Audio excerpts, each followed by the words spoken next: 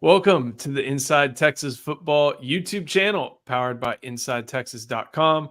I'm Joe Cook. We got Charlie Williams. We got Drew Kelson. We got Justin Wells here for another edition of Wednesday Night Live. We're in the thick of spring ball. We're in the thick of prime recruiting season. We're in the thick of Texas relays going on this week. So we've got a ton of things to talk about. Thank you for joining us. Make sure you like the video, subscribe to the channel. We'll bring a bunch of great stuff to you like we have on a daily basis. We've even had some practice reports up here over the past few days. We'll go inside the program in the next couple days. We'll have more and more from spring practice, spring visits, and of course, Texas relays. So Justin, I'll start with you. How are things going up in East Texas here on this Wednesday night? It's a little chilly. We got some cold weather yesterday. So it was like 40 degrees yesterday morning. It warmed up and became beautiful. We got sunny skies, a little overcast. But this is perfect weather, man. This is spring weather in a sense. It's not too hot yet. We haven't hit Indian summer yet. So I'm just trying to enjoy it before it gets damn hot. Drew, we just got through watching, I think, practice number 5. They got one more on Friday. They head back home for Easter this weekend. But thinking about going into the pads and putting on full pads, what were some of the things you remember from that early juncture in the spring when you put the full pads on a second time and start thumping again? Start figuring out real quick, who's the hammer and who's the nail. It's easy to run around over the last couple months, several weeks. Everyone's looking good. Sark called it underwear Olympics, but when you put the pads on, you have to run around for pads. And it's not just, it's when you get to, it's the conditioning that goes into it. It's everybody can start fast, periods 1 through 5 of practice. It's who's going to be at the end when it's time to get physical, it's time to get gritty, and it's time to go hard. This is when everybody really gets to get tested. And, I know they're going to be challenged over the next couple of weeks as they wrap things up and leading up to the spring game. But when the pads are on, this is the time of year to really go hard, challenge guys, test guys, see how they compete, see how physical they play, and, see who comes out on top.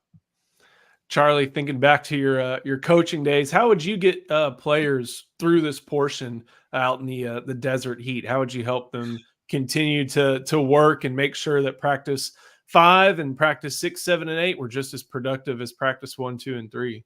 Yeah, man, look, that Vegas heat is no joke. I don't think my legs have returned the same color since June. So, but yeah, man, you got to be self-motivated, man. Like, you got to go out here and say, look, I'm going in and put in the work. It doesn't matter. It's going to be hot. Everybody's practicing in the heat, right? So either I'm going to fight through it and make myself better, make my teammates better, or I'm just going to fall off. So you got to decide, early. You got to have some self-motivation. I'm going out here to get the job done.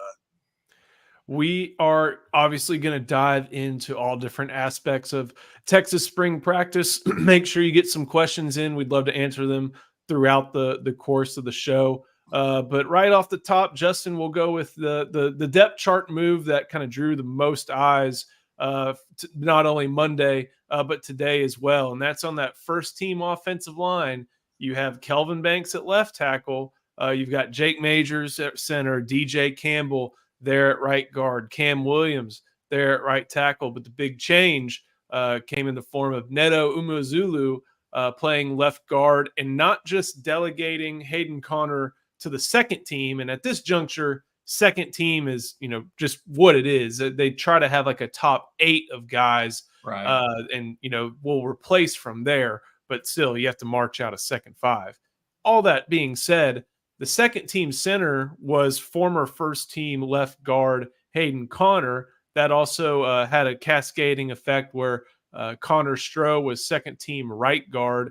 What were some of the big, when you heard that, when you saw that news, what were some of your reactions, and what do you think it entails for the Longhorns on the offensive line? I think Flood is having fun with the spring.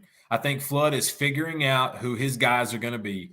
There are going to be some interchanges throughout the next 3 or 4 weeks. You're going to see certain guys move to certain positions. Last year, Cam Williams started the spring game at right guard. So a lot of different things can happen. And I think this is Flood just kind of figuring out what he has. And also getting some of those younger guys, some of the older guys that had redshirted, the guys that are a little bit behind your Kelvin Banks and your DJ Campbell, getting them more involved. Because those are guys that you don't necessarily want to lose to the portal. But there's some scholarships that are going to come up after the spring game, and there's going to be another window in that transfer portal. And so I think it's really getting him involved. The big thing with Neto was that we had heard Saturday that he didn't have a very good practice when they put the pads on. He was one of the ones that had a harder time. And the fact that he was inserted with the ones this week just kind of shows that, they're going to take it a practice at a time. They're going to take it a day at a time. They're going to try to figure out what they have. Cam Williams, he's flashed a little bit, but he also had a hard time. I'm hearing Andre Kojo has looked really good backing up at right tackle. That's a guy that I wasn't expecting to hear his name. He's another one that needed to lose a little bit of weight, get a little bit better shape, get a little bit more game ready. But I think this is just Flood figuring out his best 8.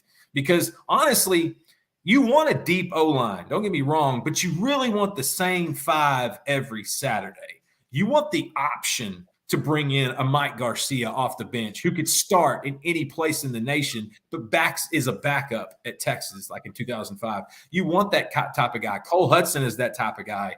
And I think they're trying to develop those guys. Trevor Gooseby as a backup left tackle is looking tremendous. I mean, that's another guy you could probably look at right tackle. So for me, Neto's move was big because he didn't have as good a practice on Saturday. And that shows me that Flood's not going to hold that against him. They're going to put these guys in particular situations for the next 3 weeks throughout the duration of spring ball. They're going to see how they're going to respond. They're going to see how they're going to react because they've got some decisions to make when spring ball is over. And I feel like the O-line is going to be the room that's hit the hardest. Drew, what do you think about not only this move with Neto moving up to first team, but also the fact that there's a shift in the depth chart and a noticeable shift for media members present viewing practice here just in spring football, not even in camp, but here in March, not even in April, with 5 months to go until they play the first game of the year. Well, I mean, I hate to give credence to this, but it is what it is. I mean, we are going to the SEC. There's a lot more eyes on the program this spring, this offseason, and going into next season. So having some built-in restrictions and setting the tone early isn't a bad thing because of expectations of just what things will be moving forward. But as it comes to the depth chart, I mean, this is what Kyle Flood does across that O-line. As far as I'm concerned, if there's anybody you can scare at this juncture, at this time, that they don't feel like they're going to get what they're looking for out of next season, you want to do that. If there's anyone who has not made progress or has not made enough progress to solidify something, you want to carry those battles into the fall. You want multiple guys to be prepared. You want them to have an edge. You want them to compete. So I don't expect this offensive line to feel solidified anytime soon. Beyond just some of the places where we know guys have tenure and are starting. We're going to flex as much as we can, and we need to compete as much as we can because after this, I mean, this is it. We got to know what guys we're going to take into the season. So with this next round of portal that is coming up, we can't have any unanswered questions. So you got to challenge them, you got to test them, and see how they show up. I think just kind of looking at just the sheer numbers and the individual positions, left guard and Hayden Connor was kind of the wild card. We knew Kelvin Banks wasn't going to be moved. We knew Jake Majors wasn't going to be moved. We knew, DJ Campbell had earned his spot. There was obviously a competition at right tackle, but Cam Williams was there for the taking for him. And so far it sounds like he's done that. But what they wanted to do with Hayden Connor seemed to be the question of the offensive line this camp. And, I'm kind of curious, Charlie, what you think about the fact that they're deploying him at second team center. They've tried this before. They've put him there at a few different practices in the past. I can't remember if it was spring or fall, but I know they've tried it. And we've obviously heard inside reports too, but this is someone known for being a very smart offensive lineman, someone who's played on that interior a good amount. And what do you think about him starting to add the idea of snapping the ball to his repertoire? I love it, honestly. It's a saying I like to say: get comfortable being uncomfortable. Like you never know what situation you're going to be thrown into, right? So get those reps and get those snaps in now, versus getting thrown into a game when the season comes. I think that's good for everybody to kind of cross train and learn different positions, right? But him playing center, he may need to go in. You never know what'll happen. You look across college football, like injuries happen, so somebody needs to be ready to step in and go and not miss a beat. And I think that's what they're doing now. That's what they're preparing for. Justin, kind of similar question to you. We've seen Hayden Connor take some snaps at center in practice before, but what do you think this entails for some of the other members of the offensive line, or just the offensive line in general? Drew said it. Some of these guys are going to get scared. It's time to put up or shut up. The 2023 crop was brought in to be developed, and if there's 2022 guys that aren't cutting the cheese, something's going to have to happen. It's just part of the game, part of the program, part of the getting to that 85-man roster. It's basically scaring some of these guys, making sure that they have an edge. Look, we knew Hayden Connor has been talked about it potentially playing right tackle, because you want to go in with as much experience as you can into the SEC. You cannot go in weak on the offense and defensive lines. You will get bullied. They will run the ball down your throat. And so I think that from that standpoint, we got to see what some of these younger guys can do. You got to see if they can be relied on. I wouldn't be surprised to see more of these guys shifted with the ones over the next few weeks to see how they respond. Instead of going across an Alfred Collins and Vernon Broughton, they're going across an Alex January and somebody else. Let's see what they look like against the ones now. Flood's just going to put these guys in a lot of positions to be ready. Coach Williams said it best. You have to be comfortable with being uncomfortable. Listen, 3 years ago, offensive line was a gigantic hole in this program. Kyle Flood has filled it with a large amount of big humans, but there's too many offensive linemen on this roster right now. That's just the way it is. And at this point, we're gonna see some movement. We're gonna see some guys over the next couple weeks that may not be with the program after the spring game, and that's just a reality. And I think Flood and Sark are trying to figure out who those guys are right now. JW Crunch has a comment, 76. That's Hayden. I don't think that's Hayden Connor's number. That's actually, I think, Trevor. Jaden Chapman, right? It may be Hayden Connor's number. I can't remember. I think he's referring to Hayden Connor by any stretch. 76 is weak in run blocking after 3 years. He's not going to get any better, in my opinion. He's a screener. Listen, he's great at pass blocking, which is what this offense needs. He's a screener in the run game. He's not a driver. And so sometimes that's what it is. He is what it is. The ceiling has been hit with Hayden, I feel like, but he's experienced. The guy has been through the battles. He's gone to these big stadiums on these big events and done well. So it's one of those, there may be every one of them has something that needs to be tweaked, even Kelvin Banks. But with Connor, I think the good outnumbers the bad, in my opinion. Got another one from our good buddy LP2565. Flood, truly badass O-line coach. And Drew, when you're looking at a roster where right now they're, I think 89 scholarship guys, they have to get down to 85 by either game one or practice one in the fall. And you look around and you see that they have, I think, 17 scholarship offensive linemen. This badass O-line coach is going to have to do have some tough conversations going forward in order to make sure that Texas gets under the roster. But at the same time, there are going to be guys who see the opportunity for playing time elsewhere, no matter where they are in their development, and just, look at the numbers and realize, all right, time for me to try it somewhere else. And that's where Flood and everybody else are going to have to make some tough decisions. I mean, it happens whether it's the year 2000, 2010, 2020, 2024. When you're at practice, when new guys show up on campus, I went through this, and I can give you the example. You look around and you see the guys and you're like, man, I don't know how long I'm going to be able to hold these people off, right? I remember my senior year, Roderick McElroy came in right alongside Sergio Kendall and Jared Norton. Up until that point, the last linebacker to me that actually looked like a linebacker was Derrick Johnson, maybe Aaron Harris. Between myself, who was a safety, Rashad Bobineau, and Robert Killebrew, Scott Derry. I mean, we were just, I mean, we weren't, we did not, we played, we came in as linebackers, but the standard that new crop when Sergio came in, it was how long is it going to take him to learn the playbook? Because we can't keep him off the field. Like, what are we supposed to do? Fortunately for some of us, he moved to D line, but he could have jumped on the field in front of us at linebacker too. But the same thing is happening right now. You look at these guys, you look at how hard they go when it comes to conditioning. You look at how hard they battle and they fight individually. You look at how good they are as teammates. You can look around the room and you can sniff out who's already tucking their tails in, I'm sure, and who is ready to battle it out, be great teammates, develop, get better, and push, just keep pushing. So it always surfaces itself out. It always settles itself out. But I'm sure the players know themselves. When they look around, it happened in the wide receiver room too, I'm sure. You look around, you're like, ooh, all right, I'm either going to have to battle. I'm just going to have to go talk to my parents and see maybe if there's some opportunity somewhere else. It is what it is. But it's happened forever. And just the environments now, it's just different because guys can walk away from it if they choose to.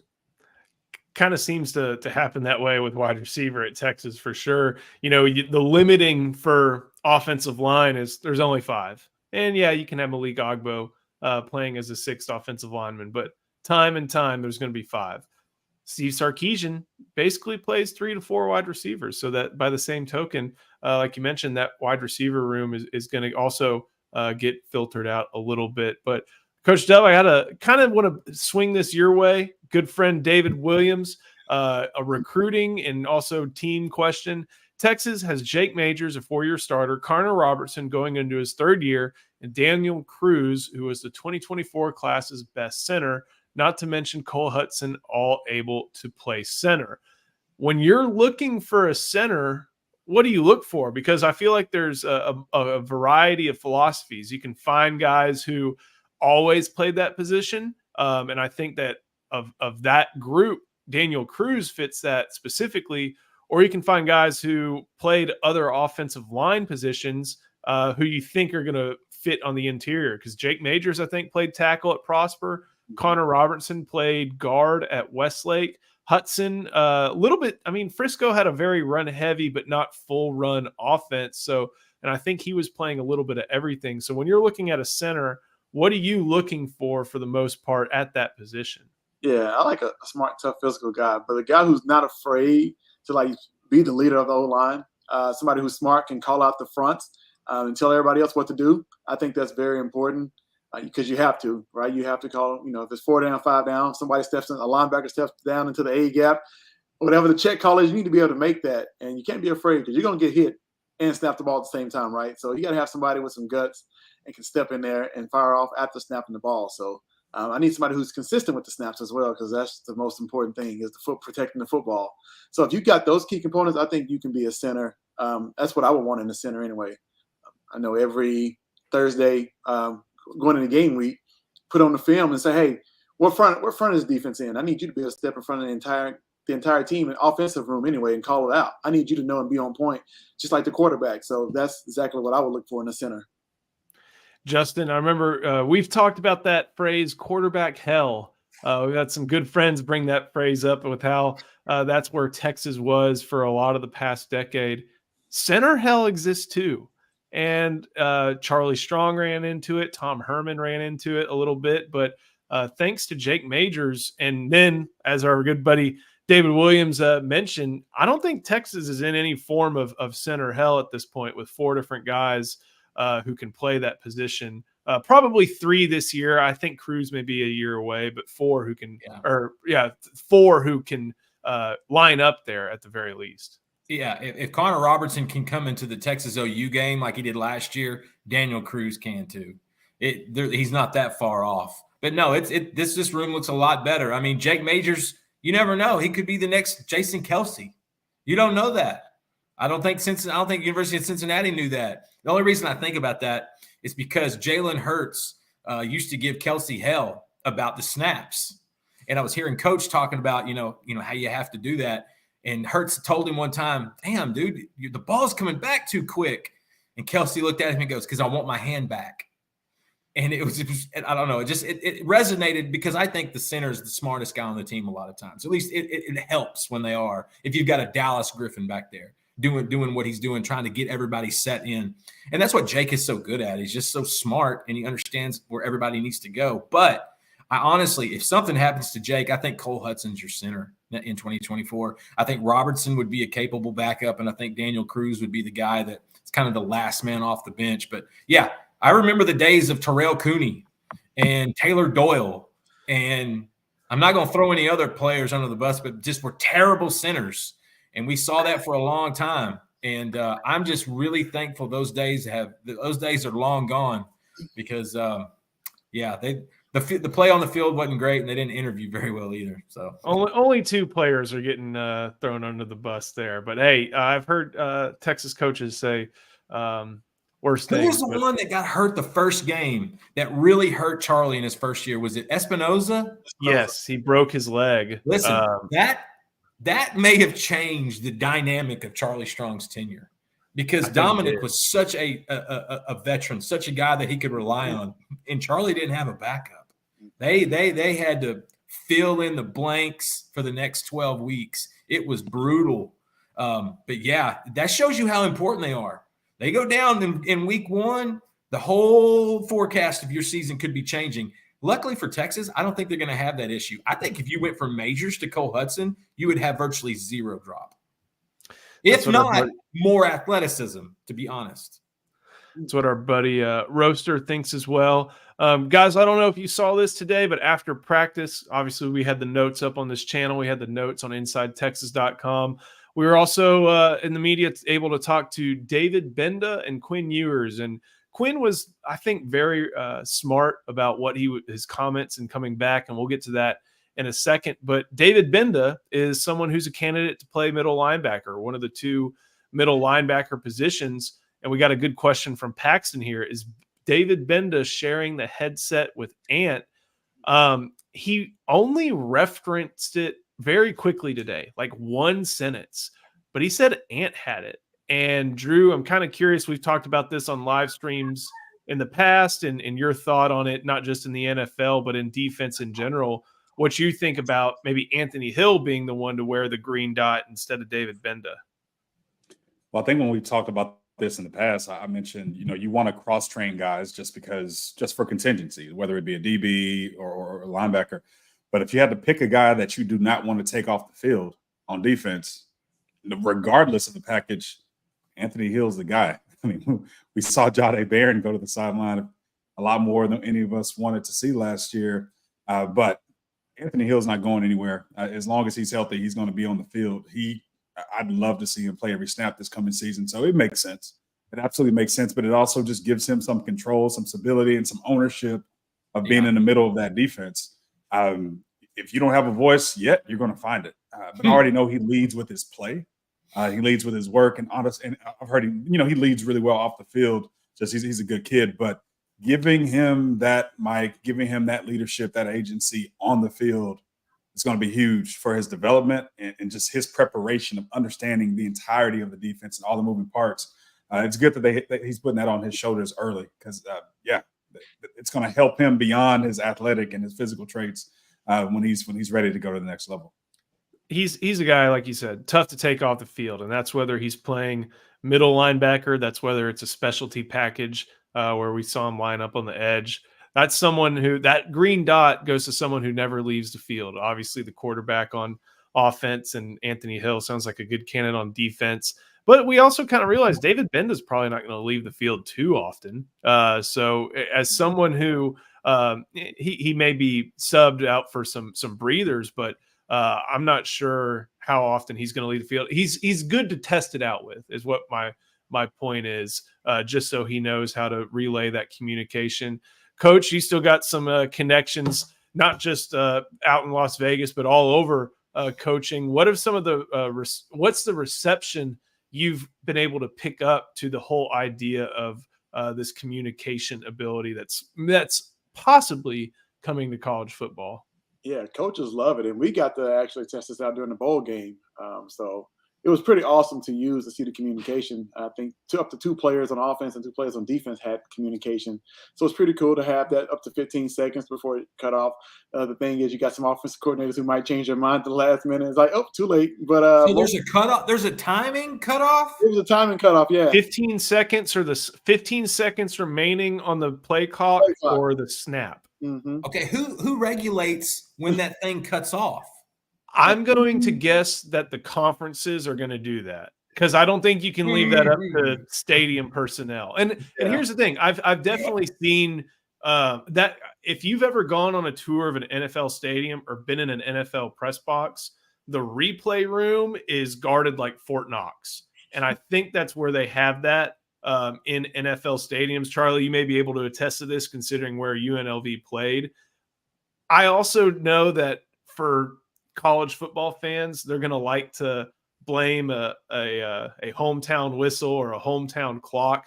But I think conferences realize they can't leave this type of thing to chance. And I would not be surprised if conferences become the ones in control of it. Who are the 2 players on offense and 2 players on defense that y'all put the radios in the headset for? So we have the quarterback and receiver. Then we have a linebacker and a safety on defense. It was a receiver. I thought it might be the center. I was curious about that too, Joe. Yeah, receiver. Maybe that's a good communication thing, because, I mean, let's say you're just running like a 11 personnel, 3 wide play. Well, okay, you got this guy in this portion of the field that can make a call. You got this guy in this portion of the field that can make a call, instead of the center and quarterback lined up back to back. So I'm really curious. I hope they pass this. Like it's time for this to. There's no reason they wouldn't pass it at this stage. They're letting them use it already. You want to see Sark lose his mind? Take away his little headset to Quinn Ewers in 2024. You'll see Sark get upset. Yeah, headsets will help everyone when it comes to getting calls in with fast-paced teams. So this is another thing, and Drew, maybe you can speak to this. When you were in school, the first kind of early adopters of hurry up, no huddle were starting to come about. And right now on Texas' schedule, Oklahoma, I think Mississippi State, I'm not sure who else, but those are these teams that run this lightning fast. They run lightning fast tempo offenses. And one of the things I talked to David Benda today about was, would this radio help with that? Because think about it, on defense, as soon as that ball snapped, it's turned off for them. And he said that they had like automatic checks for if they weren't in position, couldn't get the call in, they would still run that play. But still, that was without the benefit of those helmet communications. So do you think some of those, the example that comes to mind, Jeff Lebby, Mississippi State, the Briles offense, do you think that may be a little bit more neutralized by this type of technology going forward? I hope so. I mean, I hate that you just reminded me that Jeff Lebby's there, because Jeff Lebby had some fun last year running that offense against Drew, us. I can make you feel better. I can make you feel better about it. Guess who their quarterback is? Blake Shapen. Oh, that'll be fun. That'll be fun. No, so what's funny, I remember who was it when we were playing, and they started implementing it a little bit earlier. It was Mizzou. I remember playing Chase Daniel, Mizzou. They did these wide splits. Chase Kaufman and Martin Rucker. 6'7" tight ends. They had these wide gaps with their O-line. Yep. And you couldn't, I mean, from fitting the run, the way they had a really they had a great system. Because as a linebacker, I mean, you have to play the run, but then they have these huge tight ends that were, you have to get underneath or get over. So the communication, I can't imagine playing a hurry up, no huddle offense, and someone's on the sideline just kind of sorting through these big cards. It's like, are you pretending or are you calling a play? Because I mean, it's not like a deck of cards. I mean, there's only so many ways you can hold those cards up and communicate those things. So while I know you're going to need those cards, you're going to need that communication, having someone who can immediately relay that in to the defense. I mean, because you can have your standard calls and say, okay, we have standard calls for emergencies. We get in those situations. But sometimes the coach up in the box, I mean, everyone knows to call a standard call. But if that coach sees something or knows there's a tendency that they're trying to take advantage of with that hurry up because they just saw something on a play or two prior, that can go in too. So it's not just the play call, because everyone has their standard things for hurry ups now. But if it's something that's off script that the coach is sensing is coming, even something as simple as, hey, be careful for a play action leak out of the backside or a screen, like those types of details in those situations are going to be critical just for communication, just making sure that the players are understanding schematically what to anticipate alongside with just what their responsibilities are when the defense is called. Our good buddy, David Williams, that was Texas Tech. They did that a lot. I know they had the wide splits. I know that was a big time Leach thing. But yeah, I had thought about that. And Gary Pinkel running that offense up there, that, those were a good program that led some really good offenses into DKR and won a lot of games, won a handful of Big 12 Norths, if I remember right, running those systems. So they were able to make the most of it. But yeah, I'm curious to see how it goes on that front. And then one more thing from David Williams. As important as Jahdae Barron is in run support, I think he would be a good option for that. Barron's going into his 5th year and will be a 3-year starter. Here's the thing. If you have him at star and you go to your normal looking 3-4, here's what you either do. You either take Jahdae Barron off the field and you got to bring somebody else on with it, or you put him at corner. How's Jahdae Barron at boundary corner going to communicate with the Sam linebacker? So I think it's going to be a middle linebacker, or in the NFL, if it's not a middle linebacker, it's typically like a middle safety who does that type of thing. Speaking of Sam linebacker, Jared Thompson would have been good for that last year, I feel like. Yeah, he was someone in the middle of the defense who figured out how to talk to everybody. Roaster, sounds like Trey Moore may be a Swiss Army knife potentially. I think there were questions on Inside Texas about if he could do some inside linebacker stuff. Not everybody is Micah Parsons, not even number 11 on the Texas defense.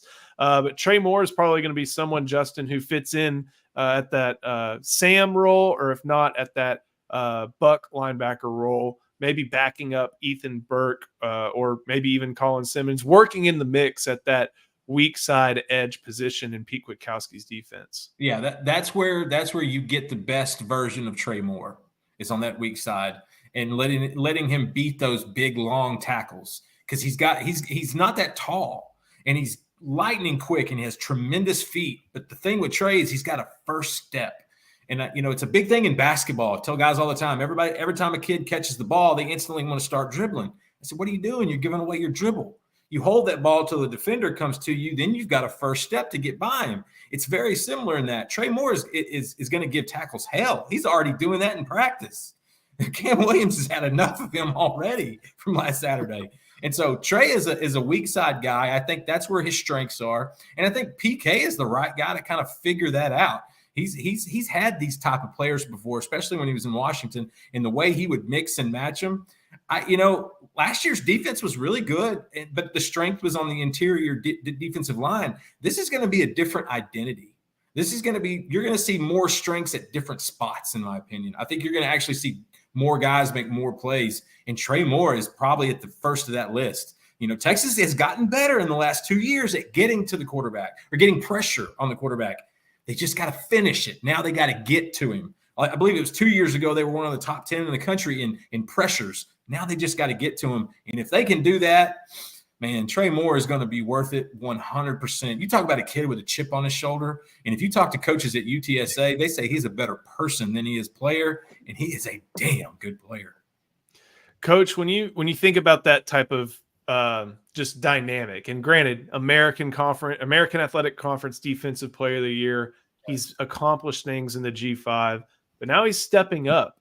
But Steve Sarkisian even talked the other day about how big of a chip on his shoulder, something unique to Trey among all the transfers. Everybody else is from power conference football.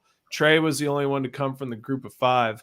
How does that affect someone who, great football player, has the accolades, but people may think is unproven at the level he's stepping into. Yeah, and it probably go back to him coming out of high school, like maybe being under recruited. He wants to prove that he can play with those guys at the Power 5 level.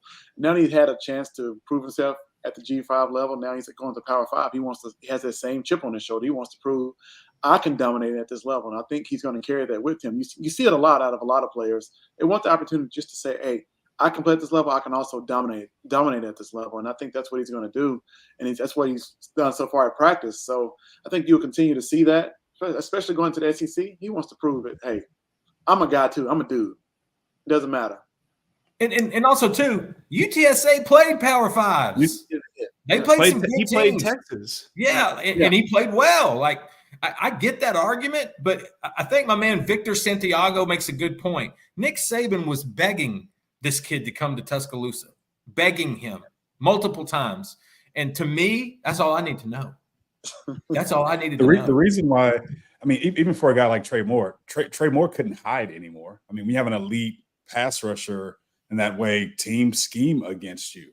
Now I'm imagining him alongside Alfred Collins in the middle or Anthony Hill maybe coming off another edge.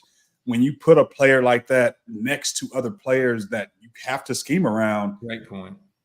It really can open some things up. So, I mean, that's why I think maybe getting lost in all of this. Who is he going to be playing alongside? Because the raw traits are there. You can't scheme against him now. You have to figure out how you're going to scheme against the entire team. And so those traits work so much better when you have some talent alongside you.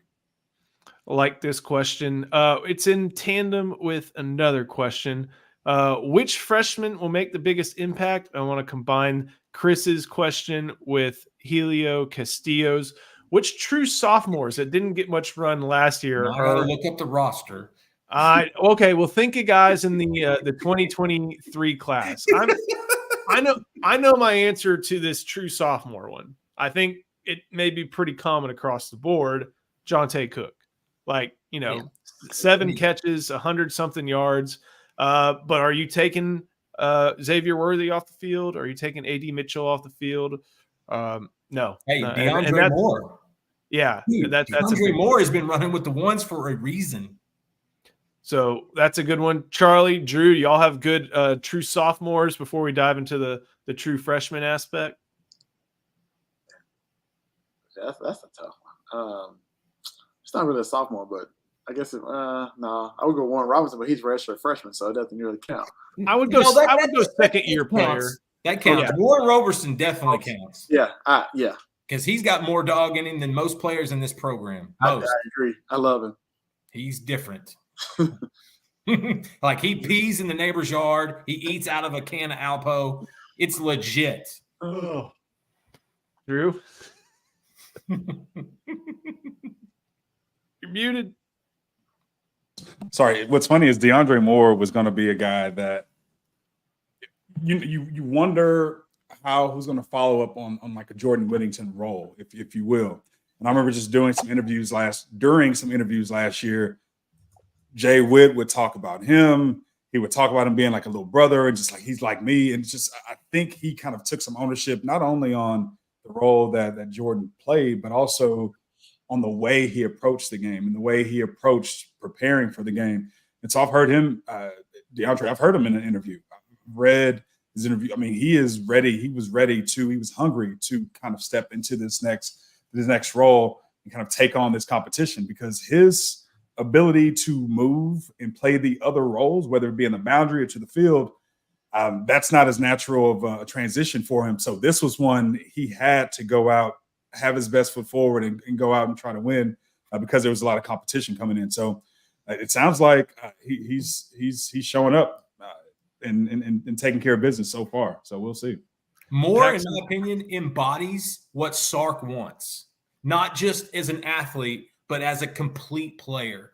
Practice, work habits, time management. And he's absolutely a stocky he's got to me some Quan Cosby shape to him. A little short, but man, he's shifty. Man, he can cut and go. They just have an embarrassment of riches at wide receiver. We just have to see which ones rise up. I think Moore is definitely – Moore and Cook are two of the two guys I would have said. And Jelani, don't get me started. Paxton don't get me started on him either. I'm the biggest freaking fan of Jelani McDonald in the world. He's going to be a great safety at some point in his career. I don't see it this season, but at some stage, he is going to make an impression. You talk about pound for pound, one of the best athletes in the athletic department. Going back to Helio's question, which true sophomores, and I'm going to edit it to second-year player. Quinn hasn't made it through a full season yet, guys. Hadn't made it through a full season. He's not a sophomore. You're reaching, Joe. You're reaching like Andre the lawyer. You can't discount that fact. And I know Quinn talked today about trying to make sure he can get through a season, but he hadn't gotten through a full season yet. And I'm not saying that in support of like Art should replace Quinn, but I think you just have to acknowledge that is part of it. One, recruiting. Go ahead. I was going to say David Williams has a good point here, but there's something missing here. Do you see that? Which one? He's talking about linebacker play. That one. David's got. This is a good one, but this is a question for the team. One of these does not belong. Out of these names on this thing right here, which one? It's one does not belong in this conversation. Go. Is it the guy who's in our line of work? He's not in our line of work. I don't know what line of work he's in, and it ain't ours. Oh, man. I don't remember him being a Malik dominant. and Gary Johnson were the best in those duos, in my opinion. Yeah, they were monsters. Gary shot gaps. Gary taught linebackers at Texas how to shoot a gap. Gary's a monster. Dude, He could run, dude. And could run. Man. That's what got him to Alabama originally. He ran Joe, wasn't it like a 10-4, 10-5 in the 100 at the Alabama State track meet? It was a crazy time, and that's why Alabama had signed him originally. That's why I say David Williams is not wrong. Do not sleep on David Bender. Because if not, I mean, he can run, and he's a senior. I mean, this is what, if you have a guy alongside Anthony Hill, this is the guy, the seasoned vet who's hungry, who shows up to work. He's one of the hardest workers. This is what you want. And it's hard for us when we see a player appear to be limited or appear to hit a ceiling or appear to have limitations or just not be good enough to start. That's what development is. David Bender still has development in him, and he has all the traits. So having him alongside Anthony Hill for another season, if he can earn those reps, you got to know that he's the one showing up and doing the things necessary to execute well in this defense. And there's another linebacker that wasn't mentioned. Just got to give a little love. Dude, Keenan Robinson was a dude. Definitely. I'm going to tell you something. I remember that being the easiest evaluation I'd ever looked at. I thought, well, that's a natural linebacker. Played in the league for 6 or 7 years with the Giants. I think he had a cup of coffee with the Eagles. That's another dude that I think should have been mentioned. Keenan Robinson was a man. I think when we did in the midst of COVID, when we did our all-decade team, I'm pretty sure we made sure he was on there. And it was just 2010, 2011, but him, Jordan Hicks, and I think Malik Jefferson were our picks, and with good reason. I want to say he went in the 3rd round to the Giants too. I want to say he was either 3rd or 4th round to the Giants. He was great, man. He was one of those guys where you almost take him for granted. Like, just another great linebacker. But, they're not easy to find. I think he was from Plano East. Yeah, Plano East. And it's like, man, how do you find those guys? Well, they're hard to find. But then he was developed really well, too. Developed. He weighed the same thing I did at 6'3", 6'4" when he came in. Speaking of Plano, and I can't remember. Oh, no, it's Plano West. But Colin Simmons will be our best pass rusher since maybe Jackson Jeffcoat. Horns fan 224 says, Charlie, what do you think on this one? I have one in mind. I'm curious what you think. Since Jackson Jeffcoat, man, that's a tough one. Colin has a chance to probably be one of the top guys that ever came to the program. But just based on what he did in high school and where he's projected to be. But since Jeffcoat, I think we had a few more guys that can get to the quarterback since then. I want to say after Jeffcoat left. The only one I can think of that comes to mind is Osai, just as far as getting to an All-American standard. This may be, I almost want to say Ethan Burke as my answer to this question, but I can't do it yet. I think Ethan Burke could have that type of 2-year career over the coming 2 years at Texas to where he's a quality player. I can't do it yet. He's about to say Scott Derry. He's about to say Carolyn's finest. I'm not going to say Scott Derry. I'm going to say Joseph Osai. Drew, what do you think? This is evident of how much of a drought we've been in since we've had guys who we just bona fide can get after it and just put a quarterback down, put pressure on the defense. I mean, I talked about Sergio Kendall earlier. Arakpo. When you think about the guys who dominated, and I mean, there are guys who got sacks and there are guys who are great sack getters. You know it's coming and you can do nothing about it. And everyone can see it happening before it happens. And next thing you know, quarterback in the ground. I'd love Colin Simmons to get to that level. But when you start thinking about great sense, it feels like we're starting to reach for what we want Colin Simmons to be, but what we want is as great as we've seen in a long time. Good point. Osai was a second team All-American. Yeah. So he had a good year last year. I think last year was his first year really starting for Cincinnati, and he wound up having a pretty good year. Yeah, he's a regular player and guy who makes an impact too. So I like this one. Recruiting question from Jeff Latcham. Sorry, I've been asked coming in behind on news. Has Kenny Baker been restricted on visiting recruits since his arrival? Saw our DT commit hadn't met him until visiting UT, and same for Zion. Restricted, yes, in a sense. Well, it's currently a quiet period, so he can't go to campuses according to NCAA rules. Players can come to campus, and that's limited by the fact that whether they can afford it or not on these unofficial visits or go with an organization. And Justin, you can talk a little bit about this with Brandon Brown. He just made his way to campus, I think, last weekend and had a great time meeting Kenny Baker. Yeah, that was big. Listen, I mean, this was really big. You got to understand, Brandon Brown committed to Texas to Bo Davis and didn't really talk to any other coaches at all. No analysts, no anybody. So once Bo left, Brandon didn't really know anybody and was still committed. Him and his mother come through with his brother, with some family members. I mean, he had a great time. I talked to him. I talked to his mom. I think they got settled in. Kenny Baker had a great presentation ready for him. They walked in his office. He had 3 separate 8x10s of Brandon and his family in different photos, just arrayed in there. He had a show for him. They went through some of the things that Brandon did really well, and the mom thought, okay, well, what about the rest of it? He goes, oh, I got the rest. Then he starts getting ripped for the next 10 or 15 minutes of tape on stuff he's not doing well. And that's really what hit well with Mom. Naisha was really a fan of being tough on him and giving him, telling him what he needs to hear. Brandon's still 16. If he enrolls early, he will go through an entire spring ball as a 17-year-old. He doesn't turn it till late May. And so, Kenny Baker has not been restricted. No coaches can go. It's not particular of Kenny Baker. There's a narrative that he's not doing as much from a recruiting standpoint because we haven't seen any defensive tackles committing. Well, I'm going to tell you something. We haven't seen any decommitting either. And Brandon Baker was on decommit watch for about a month. And not just from us. That was coming from his mom.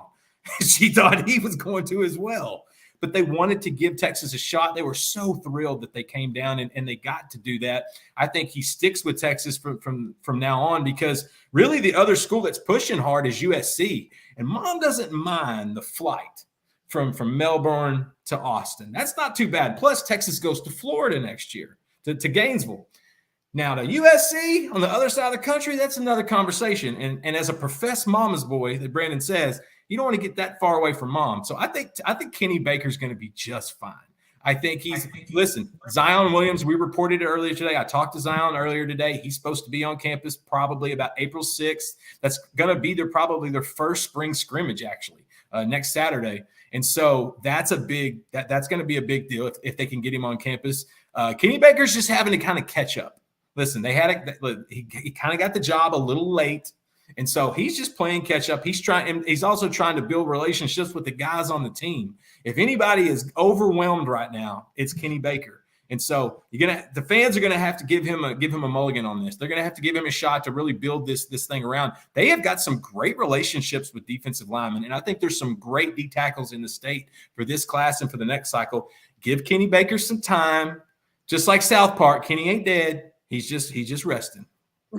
Oh man. That is good. I want to get out of here on one last subject that Charlie, you talked about today on Inside Texas, and I think is a game changer, not just for all of college football, but very specifically for the Longhorns and what some of the new proposed rules, according to Yahoo Sports, are going to be for quality control, for analysts, and for even some graduate assistants.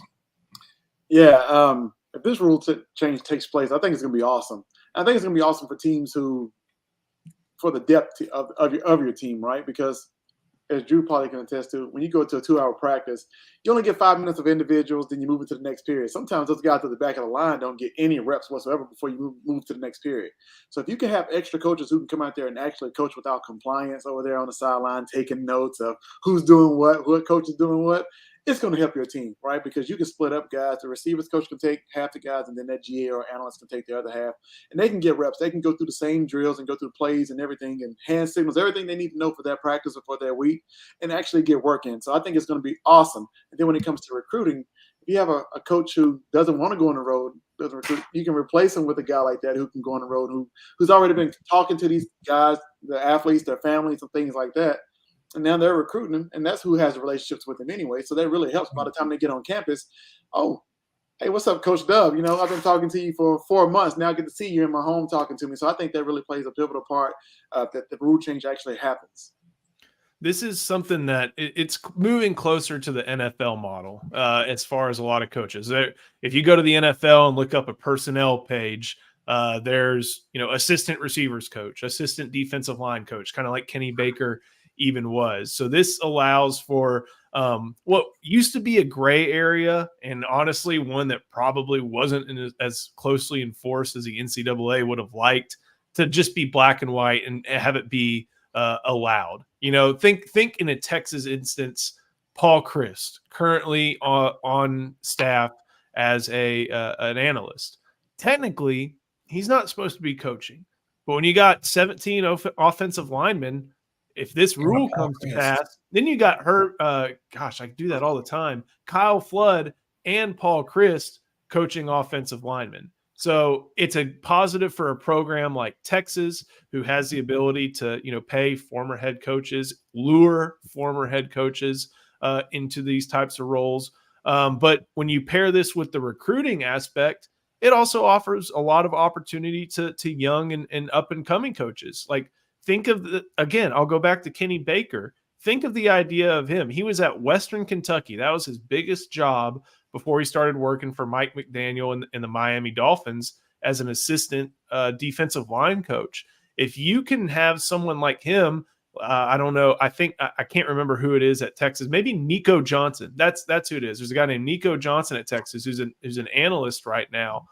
He can have this opportunity very, very early in his coaching career to where he can say, look, I helped coach this guy. And you can bona fidely say, like, yes, or have the bona fides to say, yes, he did help coach that guy. But Justin, some of the other things that I really like that Charlie mentioned as far as recruiting is, let's see. I'm trying to think of a good instance that isn't Texas centric. I'll give you one that's Texas centric, but it's previous. Yes. Imagine this. Imagine this scenario passing when your O-line coach is Herb Hand. Instantly helps you with recruiting. Like, it's another world. It's like the other side of the globe. So this should have come in effect a long time ago. Look, we know Herb Hand can cook, but man, recruit? Nah, bro. Like my son says, nah, bro.